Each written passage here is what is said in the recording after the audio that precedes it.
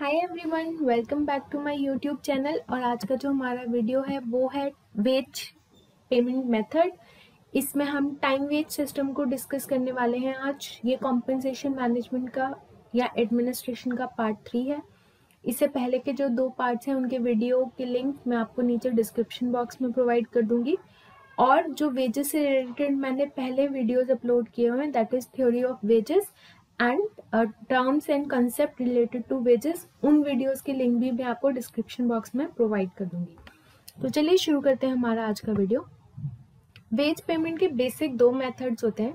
एक time rate method होता है, एक पीस रेट मेथड होता है। टाइम रेट मेथड में हम टाइम के अकॉर्डिंगली पे करते हैं और पीस रेट मेथड में हम आउटपुट या प्रोडक्शन के बेसिस पे करते हैं। बाकी जो और मेथड्स होते हैं वो या तो इनका वेरिएशन होता है या इम्प्रोवाइजेशन होता है किसी भी एक मेथड का, या फिर आप दोनों मेथड को कंबाइन करके एक नया स्कीम या सिस्टम डेवलप कर सकते हैं। तो आज के इस वीडियो में हम डिटेल में डिस्कस करने वाले हैं टाइम रेट सिस्टम को। टाइम रेट सिस्टम में जो वेजेस वर्कर को पे की जाती हैं वो इस बेसिस पे की जाती हैं कि आपने उस पर्टिकुलर जॉब में या वर्क स्टेशन पे कितना टाइम स्पेंड किया है, irrespective of amount of work done. यानी कि आपकी जो क्वांटिटी है, आपने जो काम किया है उसको ध्यान में ना रखते हुए आपको सिर्फ टाइमली बेसिस पे किया जाता है। अब क्योंकि ये सिस्टम टाइम बाउंड है तो आप आर्ली पे कर सकते हैं, डेली वेजेस पे कर सकते हैं, वीकली पे कर सकते हैं या मंथली पे कर सकते हैं। ये सिस्टम उन ऑर्गेनाइजेशन में सबसे ज्यादा एम्प्लॉय किया जाता है या सबसे ज्यादा इम्प्लीमेंट किया जाता है जहां पर वर्क की क्वालिटी ज्यादा इंपॉर्टेंट होती है वॉल्यूम से। मतलब आपने कितना प्रोड्यूस किया ये मायने नहीं रखता, आपकी क्वालिटी कितनी अच्छी है वो मैटर करता है। दूसरा, जब वर्क को मेजर करना इतना कन्वीनियंट ना हो, specially in the cases of indirect labour और कॉन्ट्रैक्चुअल लेबर, अगर आपने एम्प्लॉय कर रखी है और आप वर्क को, आपके जो वर्क है उसको मेजर करना कन्वीनियंट नहीं है, तो वहां पे आप टाइम वेज सिस्टम बना सकते हैं। फॉर एग्जाम्पल, जो कंस्ट्रक्शन कंपनी होती है, आप कैसे प्लान कर सकते हैं, लाइक पर डे में अगर कोई बिल्डिंग कंस्ट्रक्ट हो रही है तो डेली आपको इतनी कंस्ट्रक्ट कर देनी है। वहां पे थोड़ा सा मेजरमेंट मुश्किल हो जाता है पर डे के हिसाब से कि कितना काम हुआ, कैसे काम हुआ। Your final output is your building, जो कि लाइक आप ऐसे उसको डिफाइन कर सकते हैं कि लाइक 6 महीने में तैयार हो जाएगी या 1 साल में तैयार हो जाएगी, बट उसको डेली कितना कितना काम हो रहा है वो मेजर करना कन्वीनियंट नहीं है। तो आप जो लेबर होगी उसको आप डेली के हिसाब से वेजेस दे देते हो। दूसरा, प्रोडक्शन इन्वॉल्व डिले और interruption due to uncontrollable factor. ऐसे फैक्टर्स जो कि ऑर्गेनाइजेशन पे जिसका कोई कंट्रोल नहीं है, उसके और उन फैक्टर्स की वजह से लाइक डिले या इंटरप्शन होता है प्रोडक्शन में, तो भी आप ये वाला मेथड अप्लाई कर सकते हैं।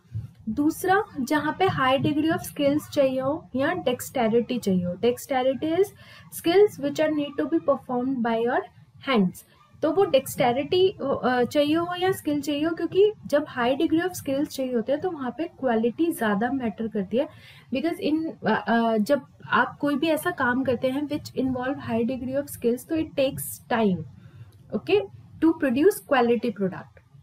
Next is where work in of such nature that efficiency can only be measured by close supervision। आपका काम ही ऐसा है कि आपकी जो efficiency है वो आप close supervision से ही measure कर सकते हो।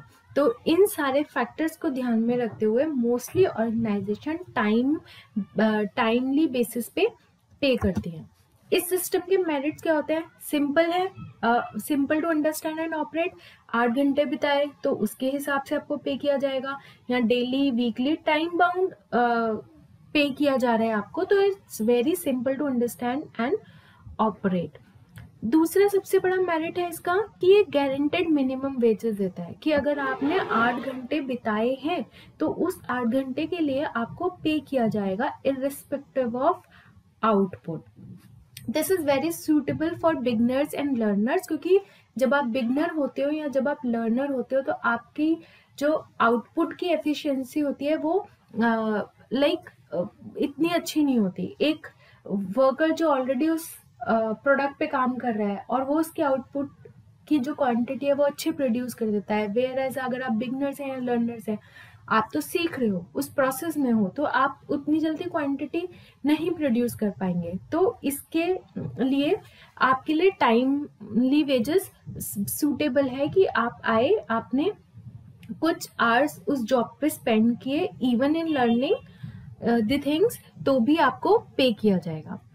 ठीक है, ऐसे वर्क्स जहाँ पे बहुत ज़्यादा क्लैरिटी चाहिए होती है, आउटपुट में बहुत ज़्यादा क्लैरिटी चाहिए होती है, या फिर एग्जैक्ट आउटपुट आपको चाहिए होता है, like pattern making and tools making, तो यहाँ पर आपको स्पीड से ज़्यादा आपको ध्यान रखना पड़ता है कि आपका जो वर्क का आउटपुट है, जो उसकी quality that has to be maintain anyhow. तो वहाँ पे आप टाइम रेट सिस्टम आपको मेंटेन करता है अपने वर्क, अपने क्वालिटी को मेंटेन करने में।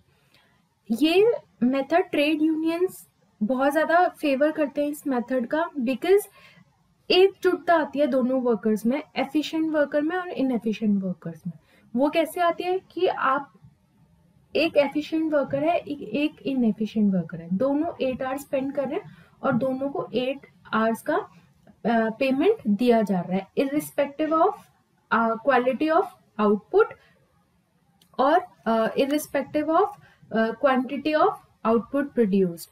तो यहाँ पे आप डिफरेंशिएट नहीं कर पाते हो, तो इस तरह से एक डिफरेंशिएशन नहीं होता वर्कर्स में, इसलिए ट्रेड यूनियन इस मेथड को बहुत फेवर करती है।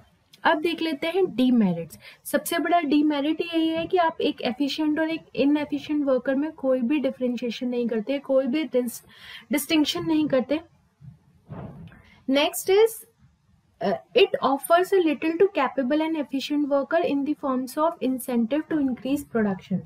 अगर आपका efficient worker बहुत ज़्यादा अच्छा परफॉर्म कर रहा है, even he is increasing the production, फिर भी आप उसको यहाँ पे बहुत थोड़ा उसको ऑफर किया जाता है कैपेबल और एफिशिएंट वर्कर को, जिससे उसको उसके आउटपुट या उसकी प्रोडक्टिविटी का रिवॉर्ड उतना नहीं मिल पाता जितना वो इनपुट दे रहा है। तो that is one demerit. Next is worker ना काम के टाइम को लंबा खींच सकते हैं so that they can earn more.